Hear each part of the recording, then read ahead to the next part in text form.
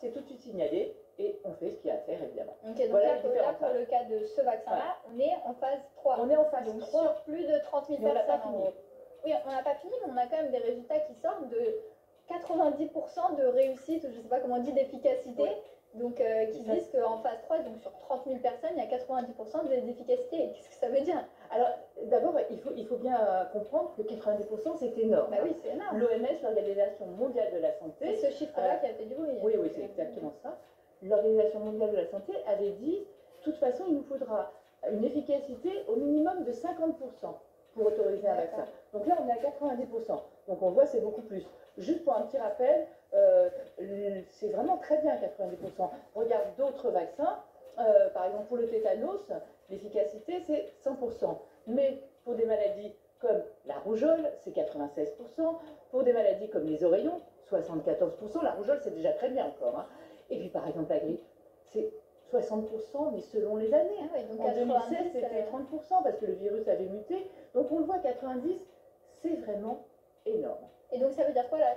Sur cette étude-là, qu'est-ce que ça veut dire concrètement? Enfin, comment elle s'est passée l'étude? Comment ces chiffres est sorti? C'est ce qu'on appelle une étude randomisée en double aveugle. Je m'explique. Donc ces populations, en plus, ils étaient plus que 30 000, ils étaient plus de 40 000. On a pris la moitié de la population à qui on a injecté le vaccin, 2 intramusculaires à 21 jours d'intervalle, et l'autre moitié, un placebo. Oui, pour voir l'efficacité, voilà. Comme ça. Mais personne ne le savait, double aveugle, ça veut dire que ni les patients, ni les soignants ne savaient qui avait ou le placebo ou le vrai vaccin. Pour pas qu'il y ait l'influence. Voilà.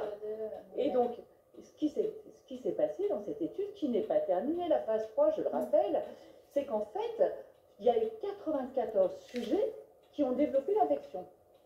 Sur ces 94 sujets qui ont développé l'infection, 9 avaient été vaccinés et 85 en fait avaient eu le placebo. Donc 9 sur c'est pas beaucoup du tout. Mais d'ailleurs les 9 à 90%, c'est ça hein, les 90%. C'est ça les 90%. Mais les 9 là qui étaient vaccinés et qui ont quand même développé la maladie, est-ce qu'on sait pourquoi? Est-ce qu'ils ont un profil particulier? Est-ce que je sais pas, un âge particulier? C'est un peu le problème, c'est que comme on manque d'informations, comme on n'a pas les détails de l'étude, alors ce qu'on sait, c'est qu'il y avait des personnes, 45% avaient entre 54 et 85 ans.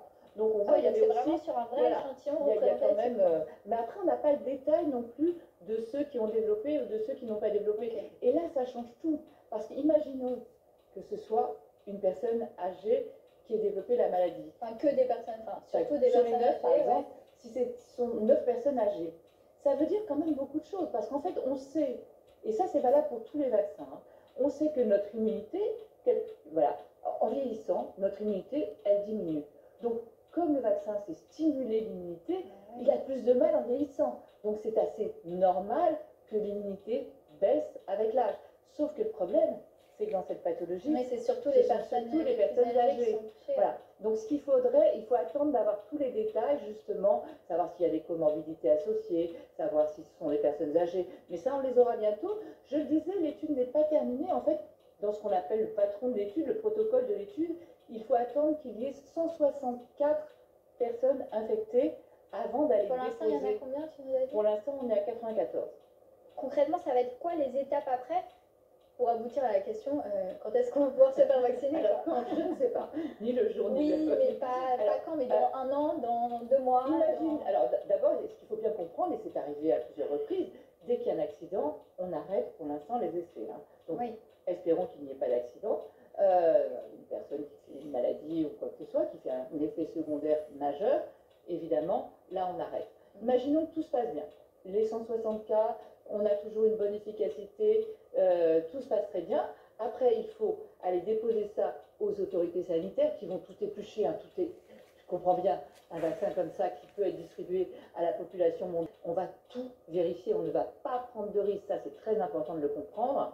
Après, une fois qu'ils auront épluché tout ça dans le détail, etc., ils donneront le sésame, l'autorisation de mise sur le marché, on va dire en début d'année, peut-être fin du premier trimestre 2021. Mais tu te rends compte, normalement il faut 10 ans pour un vaccin. Là, ça fait Mais 10 donc mois. ça voudrait dire que là, à la fin du premier trimestre, plus de masques, plus de gestes barrières, plus de confinement, l'épidémie, elle est finie en gros. D'abord, pas du tout.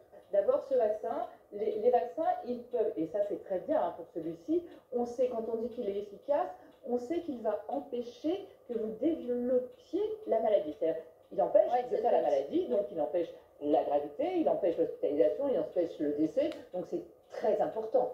Évidemment, c'est la base. Donc ça, il y a des vaccins comme ça. Donc là, auquel cas, on vaccinera. Ils sont tous comme ça. Oui, évidemment. Mais après, il y a aussi d'autres vaccins que l'on appelle stérilisants. Ça n'a rien à voir avec la stérilité. Stérilisants, ça veut dire qu'ils empêchent aussi la contamination. C'est-à-dire que quand on est vacciné, non seulement on ne développe pas la maladie, mais on ne peut pas non plus la transmettre aux autres. Donc voilà, il faut attendre. Ça, on ne sait pas. Donc ça, on ne sait pas. Donc pour répondre à ta question, évidemment, on ne jette pas les masques, surtout qu'on ne sait pas qui seront les personnes vaccinées en priorité. Est-ce que ce seront les personnes âgées, les personnes fragiles, sûrement les professionnels du soin. Tout ça, on ne le sait pas. Donc on va attendre. Il faut aussi pas oublier qu'il y a énormément d'autres candidats vaccins. Il y en a quand même un petit peu moins de 9 qui sont aussi en phase 3. Il y en a un autre aussi à ARN messager. Et peut-être qu'on aura finalement plusieurs vaccins à disposition dans quelques temps. Et peut-être qu'on pourra voir lequel est meilleur que l'autre. Donc on va attendre. Après, gros inconvénient de celui-ci, c'est qu'il faut le conserver à moins 80 degrés. Moins 80 degrés. Il ne faut pas le garder chez soi. Non. Alors, les seuls qui sont équipés, les hôpitaux, les cliniques, les laboratoires d'analyse, ça c'est un vrai sujet parce que l'ARN est très fragile. Il faut qu'il soit conservé à moins 80 degrés, mais tout de même une prouesse scientifique incroyable. Il y a un espoir, surtout. Et beaucoup d'espoir, même s'il y a encore beaucoup de questions. Mais voilà, donc c'était important de parler de cet espoir. Et je le répète, on garde les masques, on respecte la distance de sécurité, on aère les pièces et on se lave les mains. Merci Sacha, merci à vous de nous avoir suivis et restez en notre